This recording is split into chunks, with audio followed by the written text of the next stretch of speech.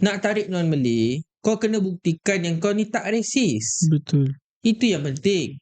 Islam ni rahmatan lil alamin, rahmat pada semua, bukan rahmat pada orang Islam saja.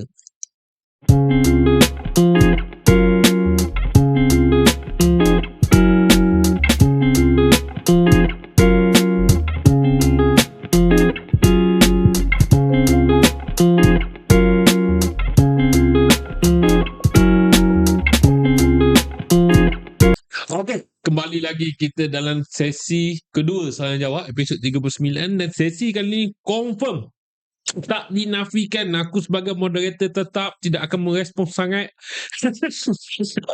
sebab isu ni isu PAS. Sebab aku rasa aku bukan penyokong PAS, dan aku rasa Zaim dengan Amir adalah seorang yang lahir daripada perut dan nadi PAS. Oh, ayat kau. Statement dia.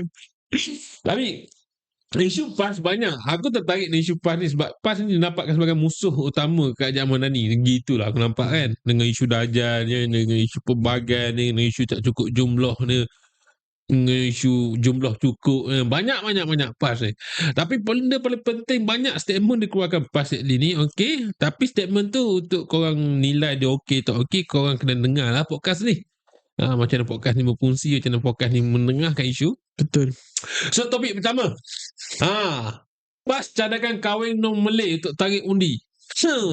Itu memang menarik punya strategi. Tapi aku rasa aku nak bahas lebih strategi ni. Aku rasa orang yang paling berpengalaman dalam soal usrah dan soal tambing PAS ni aku letak kepada Amir, sebab aku percaya bersih 3, Amir bawah jemaah apa?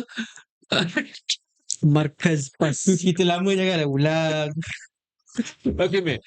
Strategi ni aku rasa siapa kahwin dengan Malay kau punya otak nak fikir. Aku macam banyak strategi boleh guna. Ini cara kau nak guna. Aku tak tahu, tak aku jam dulu bila dengar soalan, bila dengar cadangan macam ni. Betul. Kau okay, kita nak kata kesan Imam berkesan. Sebab aku tak silap aku PAS ada strategi yang kahwin negeri berbeza. Maksudnya Kelantan kena kahwin Johor dan ramaikan anak dan besarkan PAS kat Johor tu. Kau rasa aku pernah dengar cerita tu? Tak sure aku. Dia macam suami isteri tu kena Aku PAS. pernah dengar agak. Dia macam berhijrah. Kau kena berhijrah. Aku rasa dia more on berhijrah lah daripada kahwin. So Berhijrah. statik yang sama, lebih kurang sama, tapi ni kahwin non-Malay untuk dapat undi. Okey lah, dapat pahala bos. Dapat pahala. Kan cerita dia ada nak kat engkau apa? Betul. Itu masalah Aku nak cakap utama dia. bersama agak.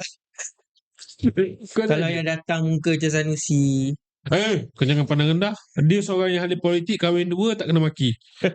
Orang lain kahwin 2 kena maki tau. Berterabur Abang Tesla tu kena. Dia tak kena. Betul juga. Dia yang kena datang sekejap yang lah. datang muka macam Afnan Hamimi. Allah. Allah. Apa kau rasa Otak macam macam Afnan Hamimi, takkanlah non-Malay nak ambil. kau rasa macam mana? Apa benda tu baik? Okay, macam ni. Pertama, niat kau pun dah salah. Tau. Betul. Okay, sebagai seorang Islam lah, kita kalau Kau kita, takut nak cakap ni? bukan takut tau. Dia macam kebodohan apa kat ini. Dia macam tu lah. Okay, macam ni. Pertama sekali, kita nak kahwin dengan non-Malay ke, nak kahwin dengan Malay ke, especially non-Malay lah kan. Kalau kita jumpa pasangan kita non-Malay, kita tarik dia masuk Islam. Niat kita nak dakwah kat dia, kita nak sebarkan ajaran Islam. Betul. Bukanlah untuk kepentingan politik. Yes. Kau ni parti Islam, katanya parti Islam, tapi matlamat kau tu dia jadi matlamat politik. Nak tarik non-Malay, kahwin dengan non-Malay untuk tarik undi forward. Kalau kau nak tarik non-Malay untuk sokong kau, tak semestinya kahwin. Kahwin tu sebab kau nak sedap je. Betul. Aku cakap tu terang. Kau dah macam tu Adun Johor. Adun Melaka. Duyung tu. Oh. Okay, dia macam aku jam lah benda macam ni. Okay. Kalau kau nak tarik non-Malay untuk sokong kau, pertama kau kena yakinkan non-Malay. Pertama sekali yakinkan yang kau boleh mentadbir. Kau kena tunjuk bukti yang kau boleh mentadbir. Yang kau banggakan sekarang SG4 tu, buktikan SG4 tu betul. boleh tarik pelaburan yang besar, yang boleh menambah peluang pekerjaan dan sebagainya, infrastruktur yang baik, supaya orang nampak kau boleh mentadbir. Itu yang boleh menarik minat non-Malay untuk sokong. Itu yang pertama. Kedua, nak tarik non-Malay, kau kena buktikan yang kau ni tak resis. Betul. Itu yang penting. Islam ni rahmatan lil alamin, rahmat pada semua, bukan rahmat pada orang Islam saja. So bila Islam tu sebagai rahmatan lil alamin, kau kena tunjukkan yang kau ni baik kepada semua. Kau tak menzalimi mana-mana pihak. Ya, Betul. kau cakap Cina kat Kelantan tu hidup aman damai je, bawa petak berampar berpuluh-puluh tahun. Ya, maju tak? Moden tak? Ada pembangunan tak? Ada pekerjaan tak? Infrastruktur baik tak? Air tu okey tak? Benda basic daruriah, isu air pun kau tak boleh settle. Macam mana kau nak yakinkan non-Malay untuk kau mentadbir Malaysia?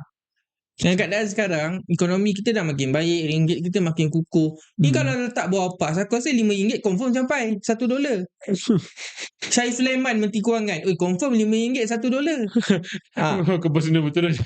So bagi aku, cara untuk tarik non-Malay tu, untuk menyokong kau, strategi dia, bagilah strategi yang bijak sikit. Datang Betul. daripada orang pemuda PAS Malaysia selaku cadangan ni, Ya. kan? Betul. Aku tak tahulah. Kalau dah ada punya ketua pemuda, apa? Cukup masak. Macam tak apa cukup kita masak. panggil jawatan ketua pemuda PAS ni? Ketua pemuda PAS lah saya cakap. Ketua pemuda PAS pun boleh jadi orang yang qazaf. Yang anak-anak buah datanglah dengan cadangan-cadangan yang tak berapa nak bijak. Betul. So bagi aku ini satu cadangan yang totally nonsense and totally aku malah nak mencarut, yang sangat-sangat tak baik lah untuk dari segi strategi politik PAS, dan menunjukkan normally akan nampak kau nak gunakan aku lah untuk kepentingan politik kau. Betul. Nampak tak kat situ? So itu bukan cara yang bijak lah dari segi politik. Kalau kita nak segi kacamata politik untuk kita nak tarik undi non-Malay. Itu pada pandangan aku. Aku tak tahu kau pun rasa dengan Amin ni hampir sama. Aku tak tahulah berjamaah sama ke tak, bahasa yang baru dua-dua. Bertahu surau sama. Surau sama. Kau boleh confirmkan surau sama. Surau sama. Karya sama. Kau boleh confirmkan. Tapi aku nak ada tu yang Amin tu, aku nak tu sikit. Bahkan anak muda yang kau duduk dalam pentas politik kampus juga. Okay, jujur aku nampak PAS dulu waktu zaman Pakatan Rakyat tu agak nampak ada risma. Ada otak. Ada otak, jujur aku. Dia pergi Islam, dia pergi idealisme akademik, dia pergi selari.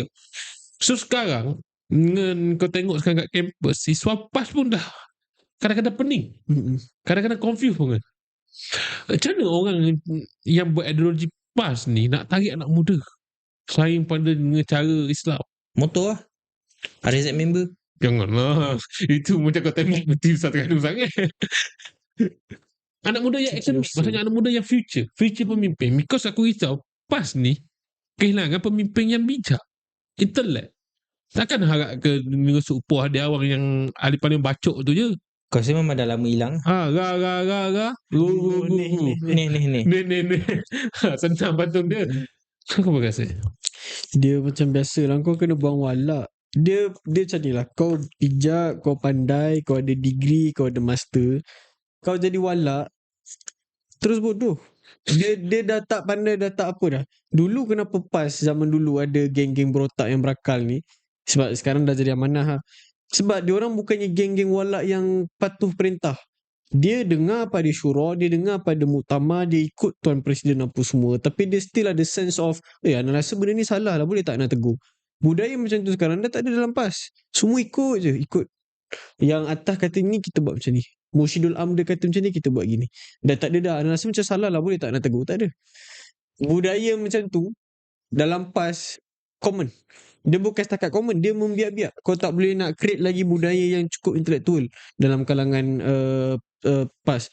Kau cakap lah daripada proksi-proksi diorang kan, gamis, siswa PAS. Aku pernah baca satu penulisan mahasiswa ni tentang, dia ada kompilasi, dia ada mahasiswa UMNO menulis, ada wakil daripada Amanah menulis, wakil mahasiswa keadilan menulis. Lepas tu ada penulisan juga daripada gamis, daripada siswa PAS.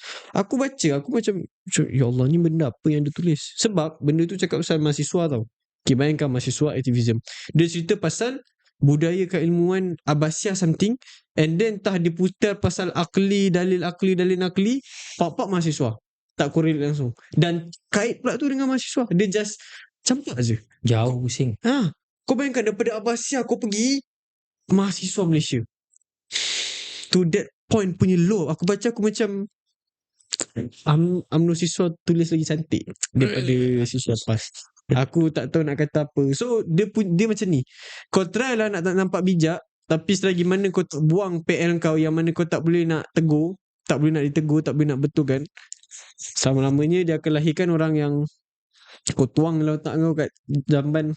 Dan aku nak tanya soalan adakah orang tegur ni sebab takut tak naik? Sebab bila kau tegur pemimpin dalam 48 law power, kau jangan outshine your master. Kau mesti kena duduk nombor pertama. Orang yang langgar lah Anwar Ibrahim. Dia je langgar law pertama.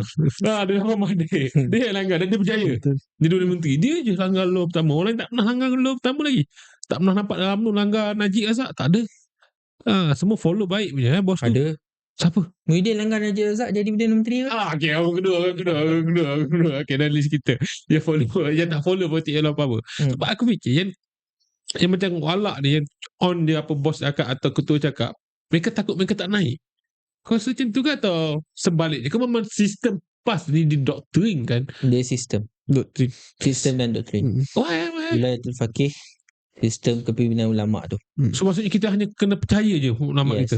Sebab tu kau tengok budak-budak kalau kat mahasiswa, kau tengok budak-budak siswa PAS semua jenis patut admin. Tak berani nak lawan, tak berani nak tegur apa-apa, dengar je, kami patuh je, kami reda je. Sami'na wa ata'na. Kau rasa nak lempang kali. Macam benda kan kau ni, semua nak ikut. Boleh lah. Tak boleh. Aku setuju kau. Tak boleh. It's not good leader. It's called follower. So, memang sistem dia. Memang tak ada orang boleh nak betulkan sistem ni. Tak boleh sebab benda tu dah berakar umbi daripada lama lagi. Daripada tahun 80-an lagi. Cuma beza dia dulu, PAS ni kenapa dia nampak bijak? Sebab dia ada golongan profesional yang betul-betul profesional ada dalam Yes. yang sebenarnya mendapat pendidikan Eropah. Bukan pendidikan, aku kan nak Yes. compare pendidikan Eropah dengan pendidikan Islam, pondok. No. Bukan ke arah tu. Tapi maksud aku, golongan profesional PAS dulu memang jenis belajar Western Betul. yang terdedah dengan Islamic civilization of Western punya country. Pengaruh Islam di Barat. Macam mana Islam berkembang di Barat. Diorang ada di zaman itu. Diorang bergerak student activism dekat Yes, Eropah betul. waktu tu. Betul. Contoh Abu Urwah. Abu Ruah, betul. Abu Urwah. Contoh lagi apa ni? Siapa sekarang ni? Mujahid. Betul. Mujahid. Abu Ruah, Itu antara Mujahid. contoh-contoh orang yang datang daripada background study Europe, dekat Europe, yang dia balik dengan pengalaman revolusi perkembangan Islam di Eropah. Tahu? So dia datang bawa ke sini, sebab tu dia punya pemikiran agak logik sikit dan bertepatan dengan zaman. So sebab tu dia datang idea-idea bijak yang kau boleh implement benda tu. Tahu, bukan idea kahwin non-Muslim, idea yang kurang bijak macam tu kan. So sebab tu bila golongan ini keluar daripada PAS 2015, sebab diorang melawan Majlis Syura, diorang keluar ramai-ramai bawah pimpinan Mat Sabu, diorang keluar ramai-ramai. PAS cuba untuk bangkitkan 10 golongan profesional ni. Sebab tu kau tengok PAS, dia akan letakkan orang ke depan tu yang ada title doktor, engineer, tapi otak walak. Betul. Tak berjaya. Sebab apa? Macam Zaid bercakap, kau bijak akademik macam mana pun, macam Syed Sulaiman, tapi kalau kau dah walak, otak tu dah cloud dah. Sebab dia kau walak pada pemimpin. Betul. Kau tak boleh membezakan antara hak dan batil, kau tak boleh beza antara betul dengan salah, kau tak boleh beza mana yang rational dengan benda yang unrational. So benda tu yang menjadi masalah pada PAS sekarang ni, sampai nampak diorang macam benak sekarang ni. Tu masalah dia bagi aku. Dia nak cakap lagi, nak bagi contoh paling tepat MP Temerloh sekarang. Temerloh. MP Temerloh, aku lupa apa nama dia, tapi dia perempuan, pakai spek, dia macam makcik-makcik lah, macam-macam kampung kan. Dia antara bila waktu calon PR, dia waktu PRU hari tu, dia antara calon PN yang dijadikan contoh ahli ekonomi. Contoh macam this is one of economist yang ada dalam PAS. Seorang kata macam ni tanda PAS progresif. Benda paling bodoh sekali adalah dia antara orang, kalau korang pernah tengok video famous, dia adalah orang dalam parlimen yang mempersoal kenapa Anwar nak membasmi kemiskinan. Ni. Dia tanya sebab alasan dia, nanti kita dah tak ada zakat, kita dah tak boleh nak bagi zakat. Kau bayangkan. Itu orang yang dijulang dalam PAS sebagai antara pakar ekonomi paling utama dalam rank dia orang. Boleh dia cakap kenapa kita nak basmi kemiskinan? Puan Najah Salamiah. Betul. Dia video dia kau boleh tengok dekat TikTok memang banyak. Memang Anwar maki dia, Anwar titik dia, and kau tengok soalan tu macam, ush, kalau inilah pas punya definition of orang paling bijak dalam ekonomi, kau tak tahu siapa yang paling bodoh. Kau tak boleh Contoh. terfikir. Contoh aku bagilah. Dr. Halimah Ali. Ahli Parlimen Selangor tu. Ha? Kapar. Kapar Ahli tu, Parlimen Kapar. Dia kalahkan Abdullah Salim. yes. Kan? Dia macam tokoh perubatan lah. Selain daripada ahli Parlimen Kuala Langat tu. Betul. So Dr. Halimah Ali ni macam tokoh perubatan PAS lah untuk wanita. Tapi dia boleh bagi idea makanan rahmah tu akan menyebabkan kecacatan otak, Dan autism. Yang kau tak belajar medik pun kau kan jadi cacat dia dengar idea tu kau. So kau dapat tak masalah golongan profesional dia dalam PAS sekarang ni? Oi, besar. Masalahnya besar. Tu masalah dia. Dia back balik point Zain tu. Kalau kau dah walak, kau tak bijak tu. Betul. Tapi Bijak. ada benda kita tukar sikit, ada bijak sih. Ada bijak PAS ni. Aku statement dia keluarkan famous gila. Ada perwakilan PAS Perlis hentang MB Perlis. Pertama kali lawan bos. Ada berani lawan bos ni. Tak ada yang Perwakilan Perlis tu. So dia hentang isu rasuah MB Perlis. Tak salah. Bukan isu dia, bukan isu MB Perlis. Rasuah tak aku. Anak dia. So rasuah tu berlaku dalam kerajaan negeri Perlis di bawah pimpinan PAS, tapi Majlis Syura tak ambil tindakan. Yes. Teguran tu memang direct pada Majlis Syura lah. Betul. Dan esoknya member kena gam. Betul. Sebab Kena gam, dia tembak terus punca. Basically dia adalah Al-Quran kedua bagi PAS. Dia Al-Quran Al-Sunnah Majlis Syura. Oh, Kau tembak sumber ketiga, memang kena gam lah. bukan kiblat. Bukan kiblat nombor 3. Kiblat okey. Dia macam sumber rujukan pertama Quran Sunnah, ketiga Majlis Syura. So kena gam tu. Kena gam. Kan dia keluar statement kena gam. So gitu PAS punya sistem. Betul. Tapi Orang tu tegur sikit. betul. Tapi aku si terkejut macam mana dia macam, aku rasa aku dah lama dah tak tengok senario dalam muktamar ada orang macam tu dalam PAS. Betul. Which is Last- macam bagus, macam terkejut lah, menarik lah. Last dulu 2015. Aku ingat lagi. Sekarang ni dia amanah Kedah kot. Betul. Member tengah baca Al-Quran. Kul hatu burhanakum in kuntum. Kena tarik mic. Kenapa? Pasal dia hentam Majlis Syura dengan ulama PAS. Majlis Syura dengan Presiden PAS. Tengah baca Al-Quran tu. Kul hatu burhanakum in kuntum shadiqin. Zak kena tarik. Ini amal tarik. Ini amat tarik. Betul. Aku tengok video ni. Ini amal. Gitu lah. So level itu PAS pergi ini tak Sejahat-jahat PKR ke UMNO ke DAP ke tak benar lagi orang tengah hentam atas pentas kena tarik mic. PAS tarik terus. Terima kasih seterusnya. bapak tak open minded ke? Itu PAS. So macam mana Harley kau nak develop tu sebenarnya? Walak. Kau tu pasal walak. So macam mana PAS nak maju ke depan? Pemimpin silih berganti. Takkan kau nak lahirkan orang lagi bodoh pada kau, dan orang kedua bodoh dan akan lahirkan orang lagi bodoh. Kemana ramai bodoh. Patutnya seorang pemimpin bagi aku, kau tak boleh lahirkan orang lagi bodoh pada kau. Kau kena lahirkan orang lagi bijak pada kau. Betul. Dan orang tu berterusan. It's not good way kalau kau jadi leader, kau nak cari orang yang bodoh. Aku faham, orang ada setengah orang rasa insecure. Tak rasa insecure. Dia tak nak kita ni jadi rebel kepada Majlis Syura tu je. Betul. PAS, macam kita pernah cakap dulu dalam podcast sebelum ni, PAS segala-galanya adalah Majlis Syura. Betul. Dia bukannya insecure tau. Dia memang benda tu dijadikan sistem. Sebab memang apa-apa benda datang, kau kena patuh pada Majlis Syura. Kau nak bertanding jabatan parti pun. Dia Majlis Syura, sistem dia bukan presiden dia. Bukan. Presiden pun ikut Majlis Syura. Yes. Majlis Syura dia power. Memang kuat. Majlis Syura ni macam mana? Dia macam kumpulan orang yang dipilih. Golongan ulama yang dipilih untuk jadi pembuat dasar dan juga pembuat keputusan kepada PAS. Presiden ni hanya menjalankan fungsi-fungsi pentadbiran je. So dia nak jadi Majlis Syura. Aku tertarik nak jadi. Syarat dia kau kena jadi ulama pakai velpaya. Aku nak tahu kat sistem ni. Aku macam, siapa yang pilih diorang? Yang tu aku tak pasti. Tak pasti. Tak pasti. Sebab tu dia agak internal sikit. Ya, PAS biasa very secret Macam society. contoh dulu lepas almarhum Tuan Guru ni Aziz Nikmat, siapa? Ustaz Arundin. Lepas arwah Ustaz Arundin, Ustaz Hashim Jaya. Tapi daripada Ustaz Arundin ke Ustaz Hashim Jaya tu tak tahu tiba-tiba umum terus. Mursyidul Ampas yang baru, Ustaz Hashim Jaya daripada Perlis. Pelis ke aku? Pelis aku. Oh, so berapa ramai? 5 orang, 5, 6. Tak sure. Tak pasti. Oh, orang tak tahu Majlis Syura tu. Yang tahu memang PAS ada Majlis Syura.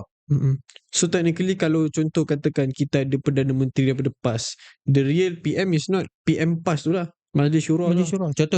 Contoh dia naikkan Dr. Sam kan. Yang sekarang dia bangga-banggakan the best Prime Minister, calon Perdana Menteri lah Dr. Sam kan. Yang Terengganu sekarang perform tu kan.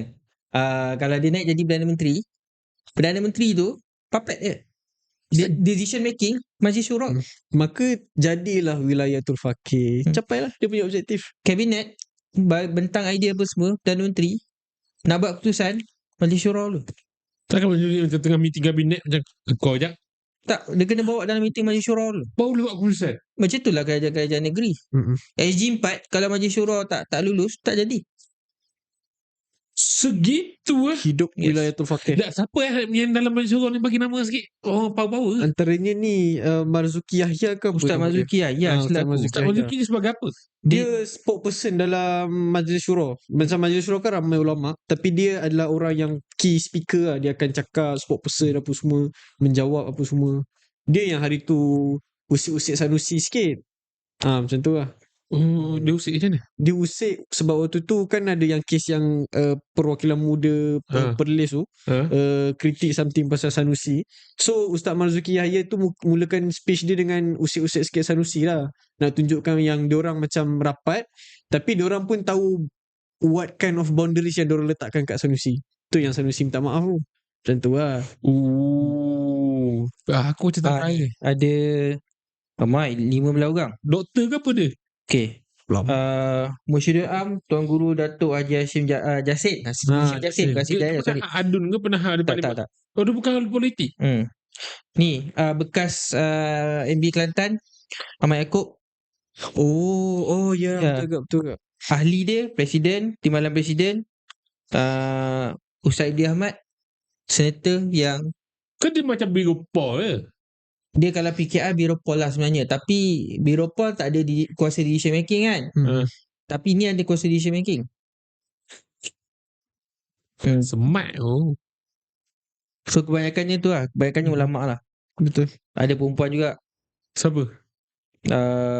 Dr. Wahibah binti Tuahi. Siapa dia ni? Tak tahu. Tak kena. Tu juga PAS memang tak kenal-kenal. Tapi macam contoh ada beberapa kepimpinan PAS, Presiden, Timbalan Presiden ada, tapi dia just ahli. Kepala dia adalah kebanyakannya ulama. Salah satu contoh ni Ahmad Yaakob. Ahmad Yaakob dulu memang ulama. Memang ada.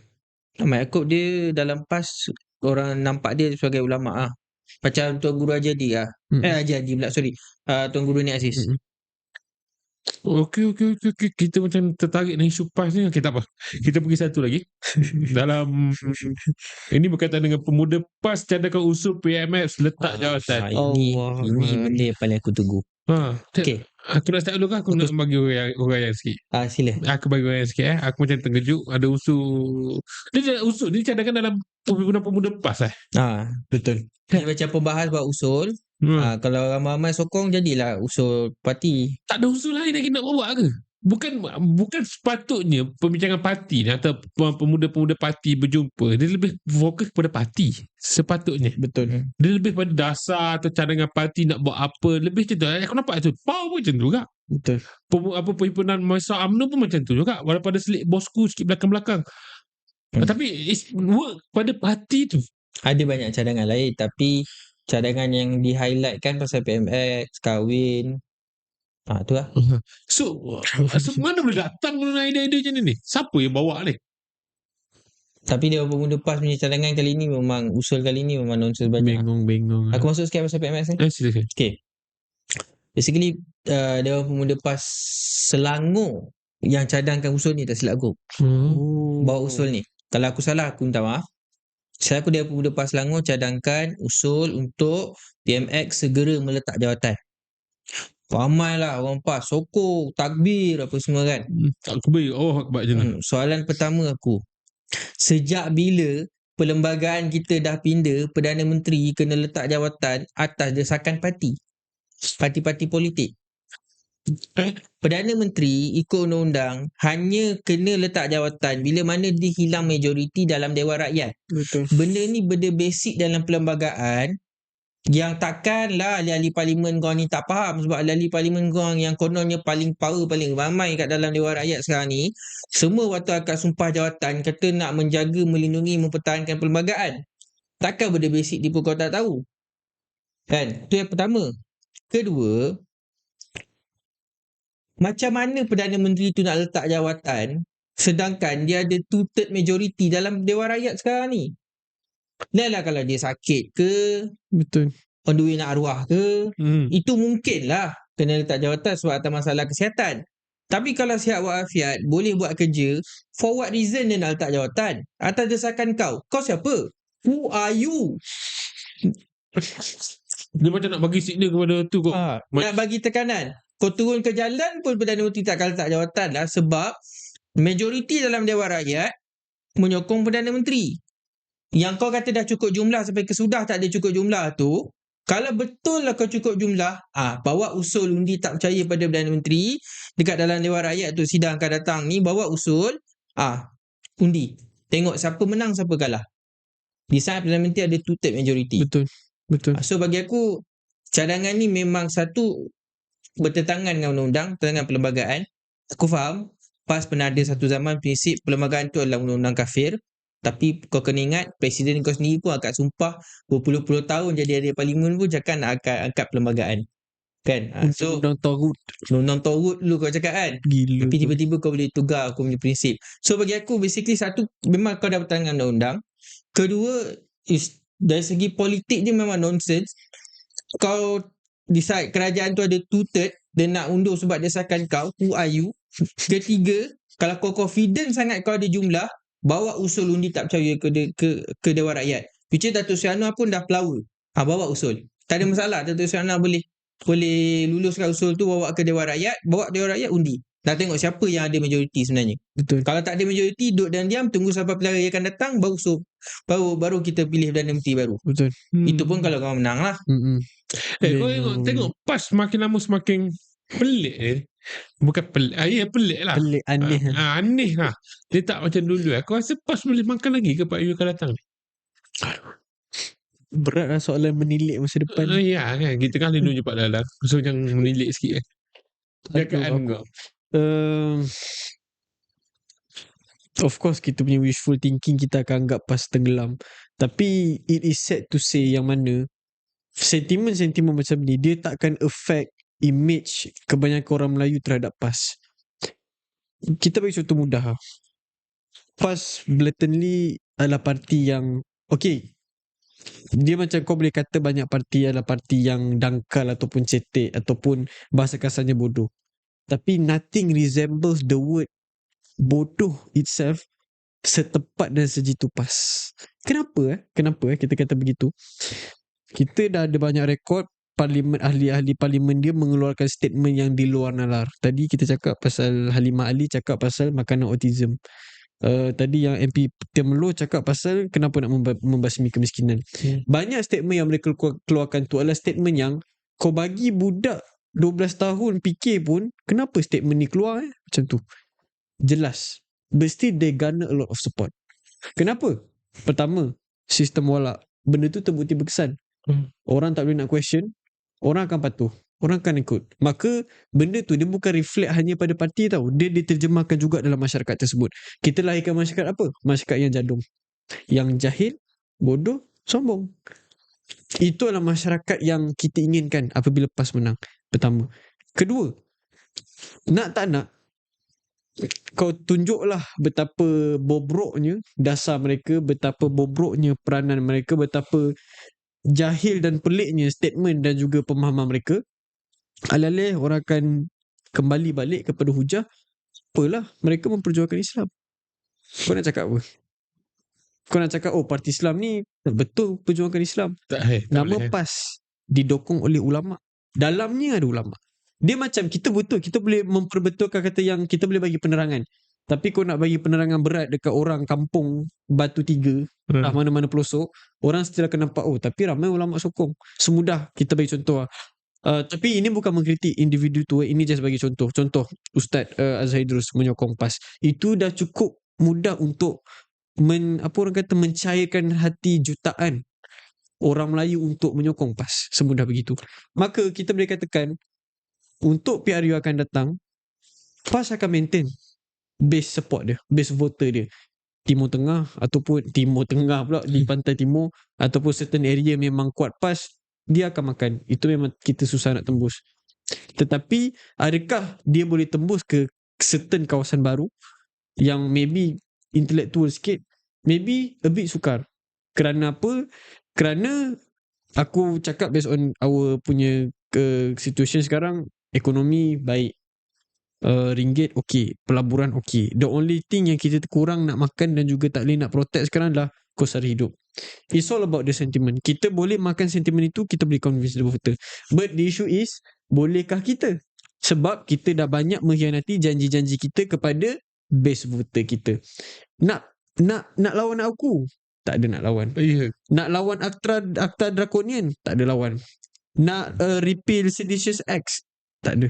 Semua all those kind of thing yang kita dah janji waktu jadi pembangkang dulu, sekarang kita ada kuasa. Minyak tak turun. Itu jangan cerita. Aku tembak terus Fahmi Fadzil, kau ada kuasa untuk reform the whole media dan communication dalam negara kita, akta-akta dan sebagainya. Satu pun tak buat. So nanti kalau kau pergi Damansara, kau cakap dekat contoh orang Damansara, kau nak cakap apa? Sebab kau tahu yang diorang ni dah dibetray oleh janji-janji Pakatan Harapan. Kau tanya mudah, kau tanya aktivis macam kita lah. Kita semua kecewa. Kita semua daripada latar belakang mahasiswa. Aku tu the first thing kita nak benda tu masuk, bergerak. Dah janji daripada zaman Mazli adalah nampak progress. Naik jadi bilik kerajaan, dah hilang lah benda tu. Again. Pindah je. Pindah pun Sebab pindah ini bukan bodoh-bodoh. kerajaan Pakatan Harapan, ini kerajaan perpaduan. Betul. The counter statement tu, benda tu adalah, betul kita setuju ada serta kementerian kita tak boleh nak buat. Tapi kementerian yang kau ada kuasa, kau buatlah something. Betul. Aku bagi contoh mudah lah, KPM, Kementerian Pendidikan Malaysia. Cuba kau tengok apa yang Filipina Siddiq buat sekarang. Not a single reform on our education. Tak ada satu pun. Dia duk sibuk buat acara, buat piala madani, buat kunjungan madani apa semua. Tapi isu budak-budak tercicir daripada sekolah masih lagi tinggi. Malaysia antara negara ASEAN sekarang yang terkesan dengan kadar 3M kita membaca, mengira, menulis antara paling rendah, drop. Dan benda tu tak dibaiki sejak daripada COVID-19. Kau ada nampak tak Fadina buat apa-apa, buat dasar? Dia hanya perform waktu awal-awal 6 bulan pertama dia je. Sekarang hilang. Itu dia. Sekarang kau tengok kementerian lain. Hancur. Kementerian Dalam Negeri jangan cakap lah. Baru lepas kena pecat tu. Tapi the point kat sini, aku setuju dengan kau kan. Dia tak ada reform. Dia macam, aku setuju dengan kau yang kajian sekarang macam mengkhianati pengundi-pengundi dia. Itu setuju totally. Nak aktivis mahasiswa ni, mereka dah dulu lagi kau zaman universiti tu memang fight aku boleh fight aku. Dah dulu lagi fight aku. Cuma aku lepas habis mahasiswa, aku tak ada saham nak cakap. It's not relevant to me to say that aku boleh masuk, because aku dah perjuangkan waktu zaman campus aku dan aku dah belajar. Aku tak ada hak dah nak bercakap. Dan tu kata, kalau kau bercakap lagi Pi, tak boleh. Kau patut bagi the next mahasiswa untuk bercakap, teruskan. Tapi Aku tambah sikit tadi pasal PAS balik. Kalau PRU 16, adakah PAS boleh menang? Jawapan aku, kemungkinan ya, kemungkinan tidak. Ya, betul. Kenapa? Setuju. Kemungkinan ya, kalau PAS teruskan dengan dia punya strategi sekarang, which is dia tarik anak muda dengan cara yang paling tak berotak sekali, main motor. Janganlah judge naik motor. Aku cakap tu terang. Aku cakap tu terang. Cakap tu terang, main motor. Main motor tak ada masalah. Main motor tak ada masalah. Tapi jangan kau gunakan benda tu sebagai tunggangan politik. Orang nak main motor tak ada masalah. Jangan guna sebagai tunggangan politik. Betul. Berapa banyak konvoi-konvoi ARC PAS tu buat sampai RZ yang kau kata perjuangkan Islam, tapi siapa yang organizer RZ member? Siapa? Chinese. That's a fact. Kau pergi RZ member malam, kau tengok organizer semua keluar, Chinese semua. Volba apa semua tu yang sponsor program tu Chinese. Kata pejuang Islam. Nampak tak kau gunakan event tu untuk tunggang? Pertama. Yang kedua, bila mana dia boleh tarik beberapa orang selebriti agama ataupun ulama'-ulama' yang popular sebagai diorang punya Trojan horse Betul. untuk menarik sokongan. Berapa kali Ustaz Azhar dijemput dan berapa kali Ustaz Azhar kena trick soalan-soalan. Dia Ustaz Azhar reveal dia nak sokong siapa tu hak dia, Ustaz Azhar. Tapi bila mana dia digunakan untuk Ya, menarik betul. minat anak muda, that's the thing. Tu masalah dia. Ketiga, bila mana PAS meneruskan dengan dia punya strategi Melayu Islam, Melayu Islam, Melayu Islam, orang akan makan. Betul. Tapi PAS dia kena tahu juga satu perkara. Kau hanya boleh pergi maksimum Yes. paling tinggi pun 60% ke 80% undi Melayu. Yes. Kau akan tetap hilang 20% undi Melayu. Okey, undi Melayu 20% ni lah yang akan pergi kepada PKR, Amanah ataupun UMNO. So ini cabaran PAS untuk menang. PAS cuba untuk pergi, tapi PAS dah pergi paling peak dah. Ya, betul. This Dah is the peak. This is the peak. Dia tak boleh pergi jauh. Sebab tu PAS dia cuba nak main naratif non-Malay. Cuba tarik hati dengan mengharapkan Bersatu buat job. Tapi sayangnya Bersatu pun macam tak ada function. So sebab itu, dan gerakan lagi lah, gerakan tak ada function. Dan gerakan apa je yang ada. So itu dilema PAS. Tapi gerakan pergi kelas bahasa Melayu tu. Itulah tak dia. Macam lah dia ada function kat Malaysia ni. So bagi aku itu PAS. Dia ada peluang untuk menang, dia ada peluang untuk kalah. Cuma untuk kerajaan perpaduan pula, bagi aku boleh ada chance untuk menang. Satu, kalau dia coalition ni maintain sampai PRU16. Okay. Kedua, kalau ada parti Semenanjung yang boleh merge sebagai satu parti politik yang strong, coalition politik yang strong dengan Sabah Sarawak.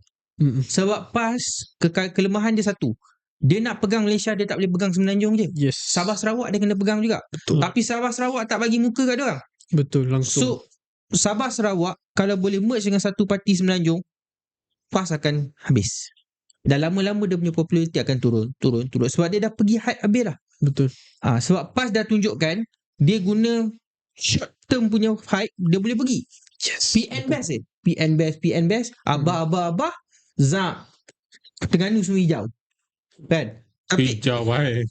Terengganu semua hijau.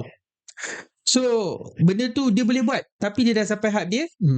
Dan once dia dah sampai hype dia dah tak boleh pergi jauh, lama-lama dia akan turun. Betul. Tapi it takes time. Kalau Datuk Syarnor boleh nampak benda ni, which aku nampak benda tu dia dah tengah buat sekarang. Aku nampak Datuk Syarnor punya game plan fast. Kalau tak kau, aku tahu kau dah boleh sampai ke limit tu. Aku just do my job untuk aku perform. At least aku tak hilang base support. Sebab antara masalah Datuk Syarnor sekarang ni, apa tau? Kita punya base support. Yeah, Ni aku cakap betul. terus terang. Betul. Chinese and Indian dah mula ada macam kita pergi Apa? protest vote. Yes. Protest vote. Contoh dekat Pening punya pilihan raya itu ada protest vote. Sebab apa? Waktu tu di saat ringgit tengah jatuh, ekonomi tengah down, orang tak faham subsidi bersasar tu dibuat macam mana. Tak. Tapi as for now, kita nampak undi tu dah mula naik. Kita nak tahu macam mana protest vote ni dah kurang ke tak Don Mahkota nanti. Kalau Don Mahkota undi Chinese dengan India datang balik, means dah mula ada keyakinan kepada kita. Dan benda tu akan test betul-betul PRK Sabah, PRK Sarawak, PRK Melaka, PRK Johor. Kalau 4 PRK ni perpaduan boleh menang, PAS bye-bye. Betul. So bagi aku dia punya petunjuk dia ialah satu Mahkota dan juga 4 PRN ni. Kalau 4 PRN ni boleh menang perpaduan, PAS gone. Kalau goyang dekat Melaka dengan Johor, sebab ingat Melaka dengan Johor Malay base besar. Kalau goyang, tu masalah besar. Tu pada pandangan aku, kenapa macam aku saya lagi 50-50 lah untuk PRU16 nanti. Aku nak tambah tadi, antara contoh paling besar bila kita kata yang hype tu sekarang makin berkurang, kau tengok Sanusi. Dia dulu adalah panglima lah. Dia mencarut orang suka, dia buat kasar orang suka. Tapi kau kena faham, orang Melayu ni dia hati dia lembut. Dia sukalah benda lawak-lawak macam tu kan. But sampai bila? Kan? Sampai bila kau nak mencarut? Sampai bila kau nak buat kasar? Sebab tu kau sekarang tengok Sanusi sekarang, dia dah tak main benda macam tu dah. Sebab orang Melayu dah naik meluat. Sebab orang akan question, sampai bila kau nak kurang jam macam ni? Kenapa mulut kau macam ni sangat? Celupar sangat. Tengok kau macam ni je, badan pun tak adalah sebab apa. Tengok karakter pun macam tu juga, nampak lembab je apa je. So bila Sanusi punya hype tu makin kurang, orang boleh capai tu certain level yang mana dia akan rasa excited dan macam, aku suka lah cara dia ni. Lama-kelamaan macam, kau ni overuse lah, kau ni macam lebih sangat, aku dah tak suka. So dia the real definition of sikit-sikit sudah lah kan. Lepas tu orang dah tak minat lah. Macam tu lah pas taktik dia. Mudah. Good point lah. Okay, thank you kan. Aku rasa memang sesuai lah aku sebagai sesi moderator, sebab aku rasa diorang dua ni memang ada bidang yang power untuk berbahas PAS. Aku tak power sangat dalam PAS ni sebab aku tak pernah masuk jemaah Senang PAS. buat job.